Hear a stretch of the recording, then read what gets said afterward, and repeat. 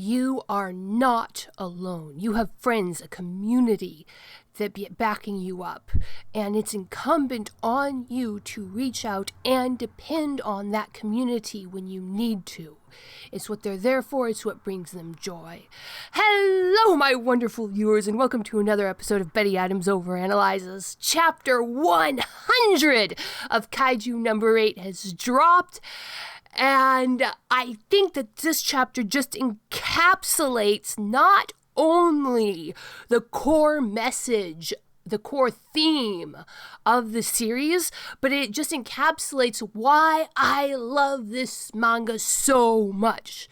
After all, to be perfectly frank, I don't disagree with anybody when they say this is a basic by-the-rules Shonen Jump manga. That is true, but it is so much more than that. There are only 8 original stories. And a Shonen Jump manga is going to follow one of a very few set patterns because, like any good business, they are catering to their audience, and they know what their audience likes. What Matsumoto does that sets Kaiju number 8 head and shoulders, the reason the books are selling, the reason it got an anime, the reason it's lasted 100 chapters, is that Matsumoto pours his heart and soul and skill into this. And so even though Matsumoto is playing most of these tropes perfectly straight for a Shonen Jump manga, there is heart and there is originality. It is there because Matsumoto is pouring technical skill and creative skill and experience into this manga.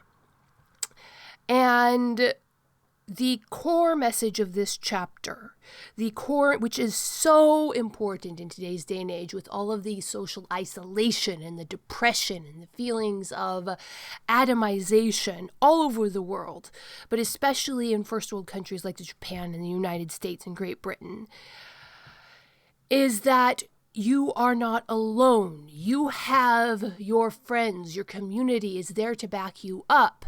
And it is not a burden on them when you reach out to them for help. Think about it.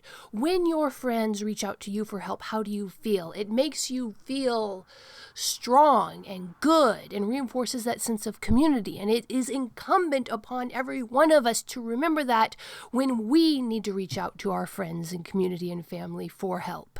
This chapter really made me think about Godzilla -1 that just came out. A lot of people were wondering what that title meant. Why Godzilla -1? -1 is obviously the reverse of +1, which is someone you bring to the party, someone else who is there.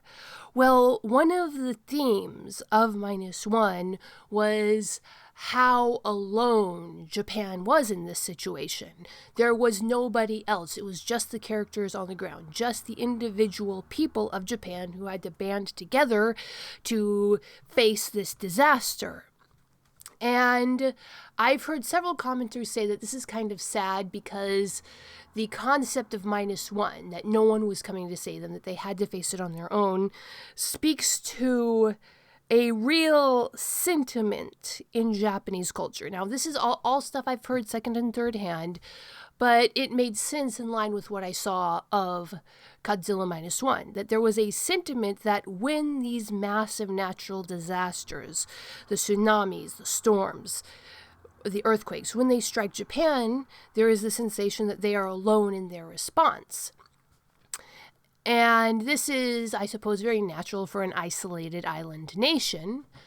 But if that is a prevailing sentiment, like just the loneliness epidemic that seems to be universal in first world countries right now, Kaiju number 8 is a joyful defiance of the prevailing psychological demons plaguing the developed world. That sense of atomization, of isolation, that is where the story starts, with Kafka atomized, isolated in his filthy apartment, and him doing nothing to break out of that. And the call to action comes not just calling him to fight external monsters, which is awesome, but Kafka's call to action was breaking out of that sense of atomization and isolation. Kafka's call to action was reaching out and building friendships again, reaching out to the community around him with a group of young people who he really had no connection with, but he reached out and they resonated with each other, and he found these friendships and he started building his community again, fighting, destroying that false sense of isolation that he had. Well, he was isolated, but the isolation was not inevitable. It was the sense of inevitability of his isolation, of his atomization, that was false. And Kaiju number 8 has been as much about destroying that false sense of inevitability behind the isolation as it is about fighting kaiju. And this chapter 100, it really takes, not much happens in this chapter, but it takes everything that the series has been building emotionally. And it says, no, you are not isolated. There is a community there to back you up. No, you do not. You should not face this on your own. You should reach out and let your community support you. Reach out, find those resources around you and make use of them because you are a part of this community. And there is a sense of connectivity and joy and just human positivity, that humanity and there being people on the planet and there being connections and living and humans living and existing is a positive thing. Kaiju number 8 is a pro-human manga. And that might sound silly that I praise it using that, but there are so many stories, whether in Western media or manga, that really do seem to be anti-human, that focus on the worst aspects of human nature, that focus on the negative effect that humans have on the environment around them. And Kaiju number 8 does not shy away from those things, but it's not the focus. Kaiju number 8 is a celebration of life, a celebration of community, a celebration of humanity, both the individual humanity and the community of humans as a whole. And when you read Kaiju number 8, you come away feeling positive. I come away feeling positive, at least. And sometimes I just go back and reread chapters of Kaiju number 8 when I'm depressed and disgusted with the world around me because it has such an uplifting effect on me. And that is what chapter 100 was about.